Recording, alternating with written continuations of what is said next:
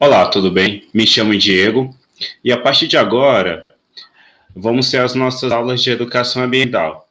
Bom, essa disciplina ela será dividida em três módulos. No primeiro módulo eu vou falar sobre o conceito de educação ambiental, desenvolvimento sustentável, os tipos de poluição. Na segunda aula iremos falar sobre a poluição do solo, poluição atmosférica e o último módulo será um módulo dedicado à aula de exercícios. Beleza? Então vamos lá. Educação ambiental.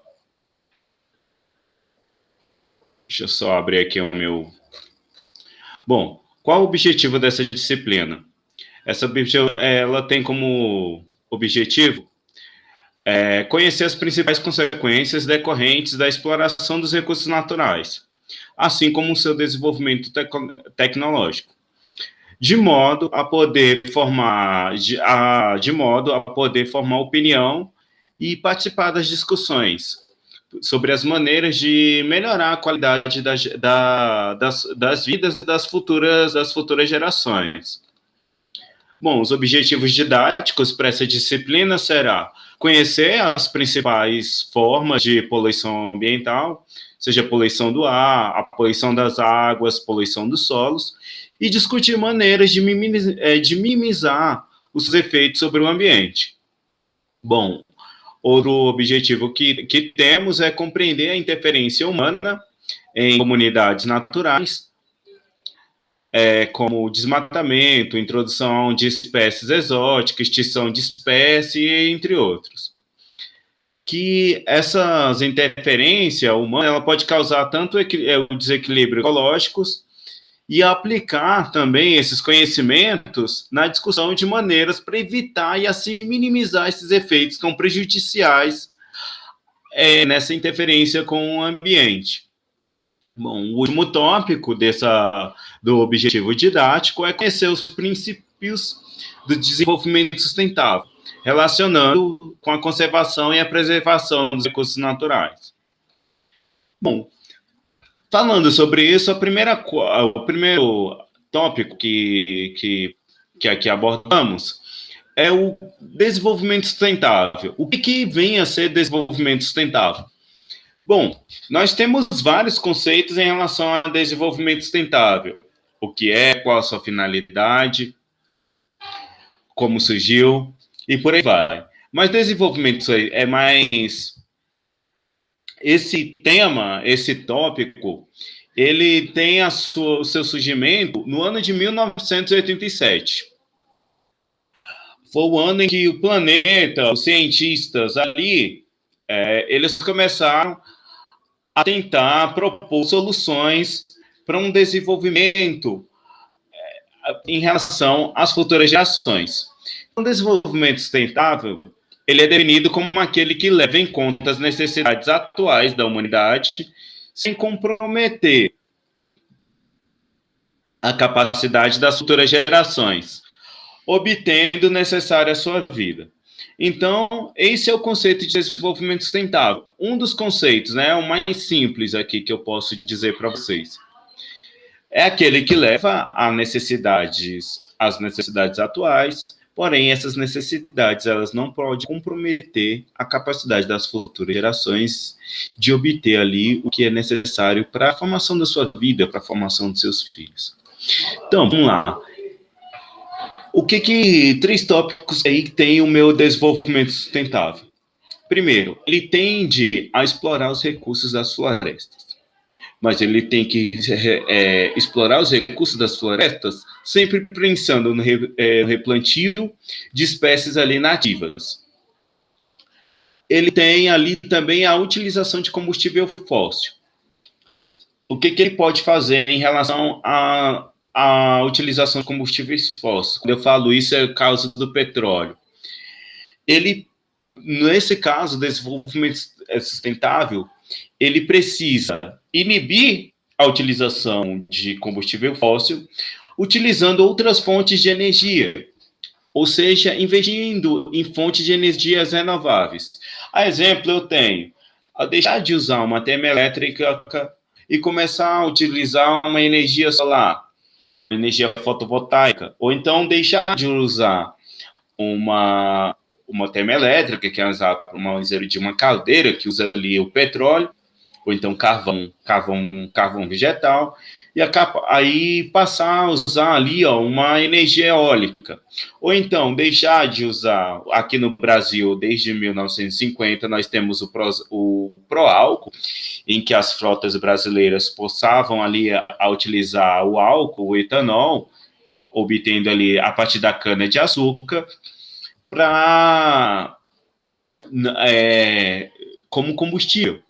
Então, a gente tem ali uma política de implementação de um biocombustível, que naquele caso ali era o álcool, provindo da cana-de-açúcar. Hoje em dia, nosso país já está a produção de álcool de terceira geração. A gente já produz álcool de primeira geração, que é com a cana-de-açúcar, segunda geração, e terceira geração, que é com o bagaço da cana-de-açúcar. O último tópico ali é o uso da água, né? Então, o objetivo do desenvolvimento, um dos objetivos do desenvolvimento sustentável é conscientizar a evitar desperdício. Passamos aqui, eu sou de Brasília, da região de Brasília, então houve uma época recente aqui em Brasília em que a população teve que fazer o racionamento de água, porque as bacias hidrográficas aqui, o que abastecia Brasília, as duas bacias hidrográficas que abasteciam Brasília, estavam em situação crítica, tanto a barragem de Santa Maria quanto a barragem de Santo Antônio do Descoberto. Elas estavam ali no regime que a gente chama de regime morto, onde que está ali mais a fase ali da água já misturada com lama, com essas coisas, o regime estava bastante baixo. Então, o desenvolvimento sustentável, ele tem esse tripé. Primeiro, em explorar os recursos da floresta, mas desde que haja o replantio dessas espécies, das espécies nativas, fazer ali uma espécie de ciclo. A utilização de combustível fóssil, mitigar o seu uso, e essa mitigação vem com investimento em energias renováveis, e o uso adequado e consciente da água, evitando assim o desperdício. Então, a aplicação requer esforço, um esforço ali conjunto entre governo, iniciativa privada, instituições de ensino e pesquisa, a mídia, a televisão, aos educadores e estudantes. Então, essa parte de implementação ali aplicação do desenvolvimento sustentável, ela requer uma ação em conjunto. Vamos lá, a poluição e os desequilíbrios ambientais. O que vem ser poluição ambiental? Então, a presença concentrada de determinadas substâncias ou agentes físicos no ambiente que afetam negativamente os ecossistemas, genericamente denominados poluentes. Então, poluição ambiental é isso. É quando eu tenho determinadas substâncias ou agentes físicos que afetam negativamente o meu ecossistema. Posso ter um exemplo de uma poluição. Quando eu jogo um dejeto em um rio. Isso ali eu estou colocando um agente físico. Quando eu jogo uma substância química em um rio. Então, eu estou poluindo aquele ecossistema, eu estou poluindo aquela população marinha, aquela população que vive ali naquele rio. Os peixes, as algas, e por aí vai. Todo aquele ecossistema que vive ali naquele rio. Então, se eu jogo alguma substância naquele rio, se eu jogo o esgoto, se aquele esgoto ele está sendo jogado dentro de um rio, eu estou matando aquele ecossistema. Se eu jogo uma televisão dentro de um rio, se eu jogo um sofá dentro de um rio, se eu jogo um resto de pneu dentro de um rio, eu estou afetando ali negativamente aquele ecossistema. Poluição atmosférica. As principais fontes poluidoras da atmosfera são os motores dos veículos, a indústria, a incineração de lixo, as queimadas dos campos e das florestas. Então, quando as principais fontes, o motor de um carro, quando eu queimo ali o combustível, aquele combustível transformou-se ali energia química em energia mecânica, e aquela fuligem ali que sai para os carburadores do carro, pelos escapamentos dos carros, eles geram ali fuligem, geram ali gases poluentes, CO2, e por aí vai. Todo carro, ele precisa passar por um processo de revisão. Se um carro ele não está com filtro de ar funcionando, então aquele carro ele vai ser um possível autopoluidor. Então, os carros de hoje, eles são menos poluidores do que os carros de antigamente, de décadas atrás, por conta dos filtros. Os filtros que tem dentro do carro, os filtros que tem no escapamento, eles são responsáveis por reter esses gases poluentes. Bom, as indústrias elas também são fontes de poluição atmosférica. Elas também geram bastante gases poluentes, CFCs, CO2, gás metano, gás butano, que são gases poluidores. Então, essas indústrias, elas precisam também estar passando sempre por uma fiscalização ambiental, para ver se a indústria está cumprindo as suas normas ambientais. Se a quantidade de gases poluentes está conforme a norma.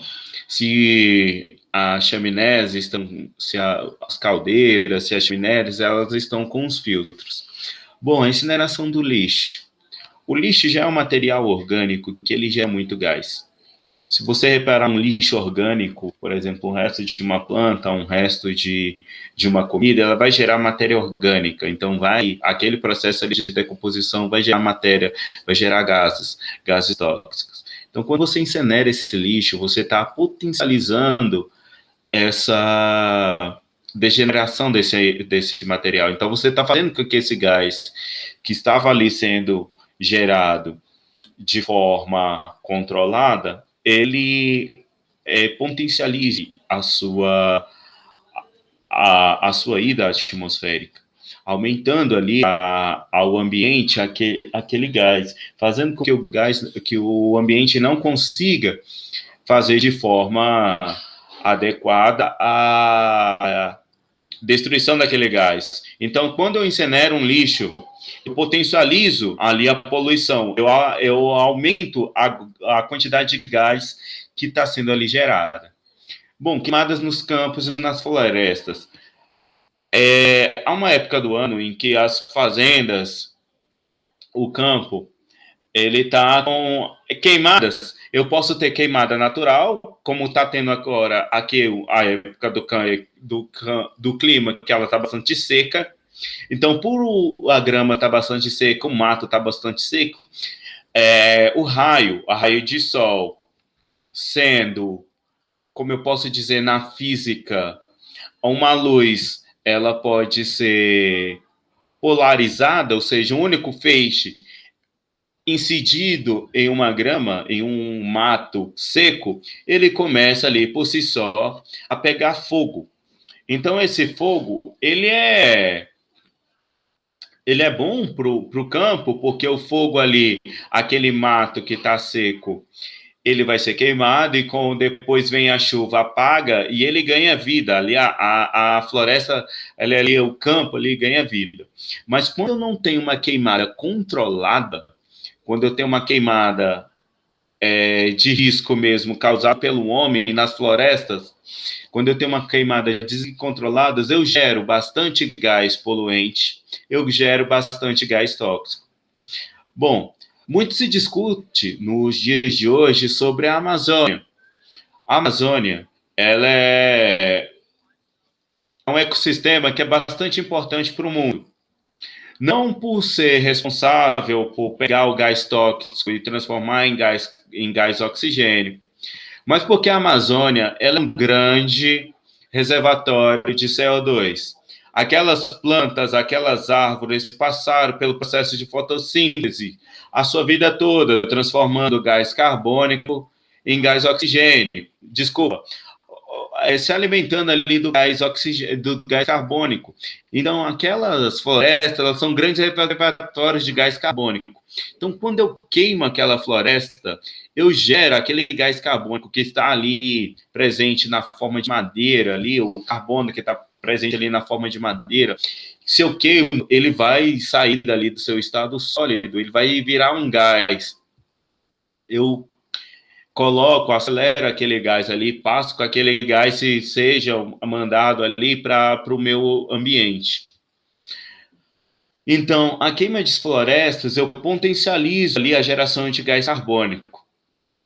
Então, ações antrópicas são responsáveis por liberar anualmente na atmosfera toneladas de gases tóxicos, como o ozônio, o O3, o gás carbônico, o CO2, além do material particulado, como poeira, fumaça, materiais sólidos, líquidos e suspensos no ar. Não sei se vocês acompanharam, ano passado, aqui na cidade de São Paulo, houve uma queimada bastante considerada nas florestas amazônicas. Então, o ar, ele trouxe essa queimada para a cidade de São Paulo. Então, a cidade de São Paulo, quando deu por volta de 3 horas da tarde, o céu começou a se escurecer.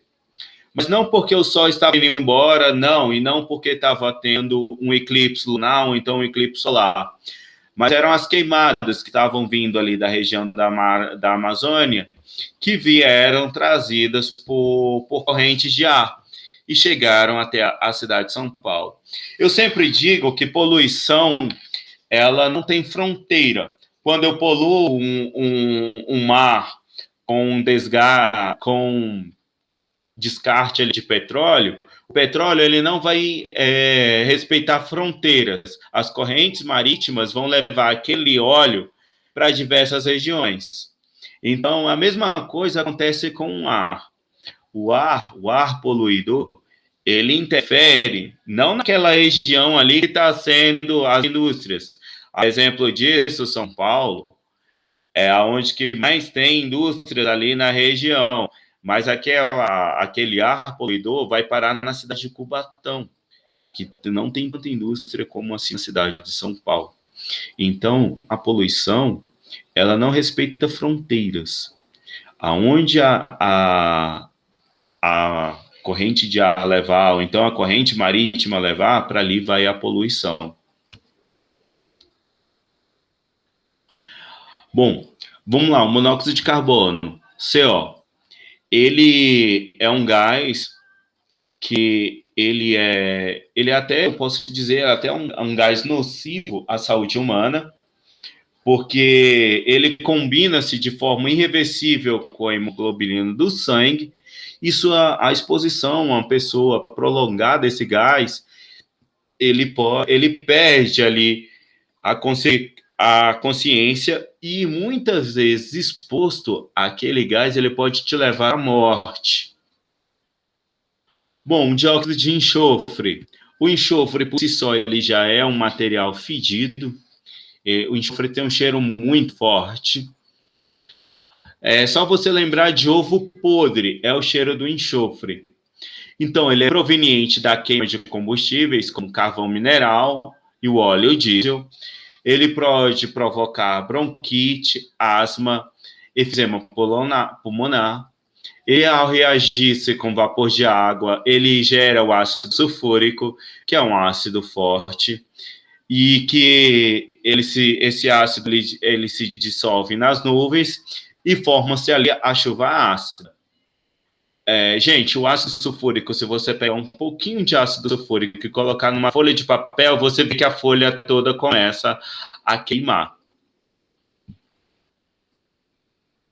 Material particulado. As fábricas de cimento e as siderúrgicas, elas liberam bastante silica, que é o silício, é o dióxido de silício. Bom, ali na atmosfera, que eles podem causar uma das consequências é a fibrose ou então o efisema pulmonar. Outra consequência que eu tenho das poluições é um processo que a gente chama de inversão térmica. Esse processo é bastante conhecido na cidade de São Paulo. O que acontece? As indústrias, elas liberam ali, fazem a despejão de seus poluentes. Então, com a diminuição gradativa da temperatura, o que acontece? Forma-se ali o ar frio. O ar frio, ele forma-se ali uma espécie de isolante. O raio, com essa dispersão térmica, o que acontece? O ar frio, ele forma-se ali uma espécie de camada isolante, onde que o meu raio entra na minha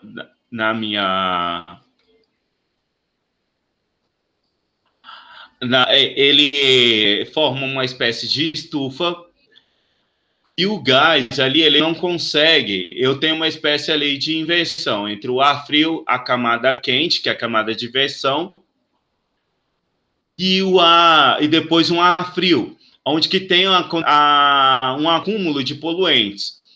Então, pelo ar frio impedir com que esses poluentes acendam as camadas ali da minha atmosfera, aquela quantidade de particulados, ela fica ali em uma dada camada da Terra. Então, o que eu tenho? Em uma situação normal, o ar próximo à superfície mais quente, ele é menos denso. Esse ar sobe, elevando os poluentes ao ar mais frio ele sobe, elevando os poluentes. O ar frio que tem, ele tem a tendência de descer, por ele ser mais pesado. Então, o ar frio,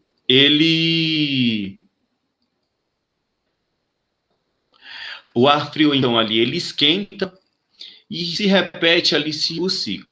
Quando eu tenho uma inversão térmica, mais comum ali nos dias mais frios, nos dias de inverno, o ar próximo à superfície ele pode ficar mais frio e assim ficar aprisionando aqueles dispersantes ali poluentes. Então aqui, ó, nos dias mais frios, o ar frio ele tende a ficar retido em uma parte da atmosfera, o ar quente também, e abaixo um ar frio. E esse ar frio aqui que está ficando, se vocês verificarem aqui, calma aí que eu vou colocar na mesa digitalizadora.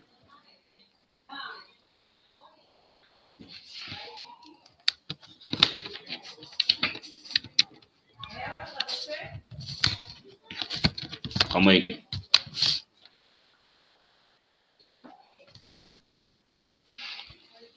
Então, aqui eu tenho um ar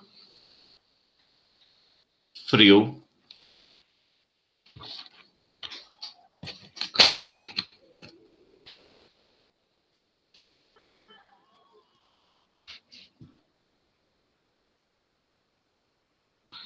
Aqui eu tenho um ar frio. Aqui eu tenho a formação do ar quente. E aqui embaixo eu tenho outra camada de ar frio. Então, essa camada de ar frio, ela não consegue transpassar essa camada de ar quente. Por não conseguir transpassar, ele não consegue dispersar esses gases poluentes. Então, essa indústria aqui, gerando poluente, esses poluentes aqui, por não serem mais dispersos, nessa época aqui do ano, esse ar fica mais poluente. Então, a quantidade de particulados, a quantidade de gases tóxicos nessa parte aqui da atmosfera, ela fica bastante grande na época do inverno. E o que acontece? As pessoas que são asmáticas, as pessoas que sofrem bronquites, a doenças respiratórias começam a atacar essa época aqui do ano por conta dessa inversão térmica. Outro processo que eu tenho é o processo de efeito estufa. O que acontece com o processo de efeito estufa? Ele é um fenômeno natural que mantém a temperatura do planeta propícia em local adequado para o desenvolvimento da vida. Mas o que acontece? é o efeito estufa. Com a geração de gases, com a geração de raios aqui, com a geração de raios, e com essa absorção aqui absorção não, essa dispersão dos gases poluentes, esses gases tendem a formar uma nuvem de particulado. Então, o raio, a luz solar, ela incide no planeta e ela tende a ser refletida. Porém, essa nuvem, esse raio, esses feixes de raio, a eles chegarem a adentrarem aqui a camada da Terra, eles são refletidos e eles tendem a subir. Porém, quando eles sobem, eles não conseguem transpassar essa nuvem de poluentes. Então, eles tendem a ficar batendo aqui, ó, na superfície da Terra, elevando a temperatura nessa região, por conta da nuvem de poluentes que está aqui impedindo que esses raios ultravioletas ultrapassem. Bom, esse fenômeno ele é possível porque existe na atmosfera vapor de água. Além disso, gás carbônico, gás metano, e dióxido de nitrogênio, cujas moléculas elas têm a capacidade de absorver ali esse calor. Então, uma atividade antrópica, esses gases tiveram suas concentrações o quê? Aumentadas. Isso gera, então, a intensificação desse efeito estufa. Ou seja, ele impede com que aqueles raios ali, eles ultrapassem essa camada. Consequências são as mudanças climáticas que podem causar ali o derretimento das calotas polares, chuvas torrenciais nas regiões tropicais e climas mais quentes e secos em regiões temperadas, que são casos aqui da região do nosso país. Então, galera, por hoje é só. A gente fica aqui, ó, com esse conceito de desenvolvimento sustentável, os tipos de poluição ambiental, poluição atmosférica, e na próxima aula, na aula 2, daremos continuidade a essa disciplina de educação ambiental. Fique com Deus, um forte abraço, até a próxima aula.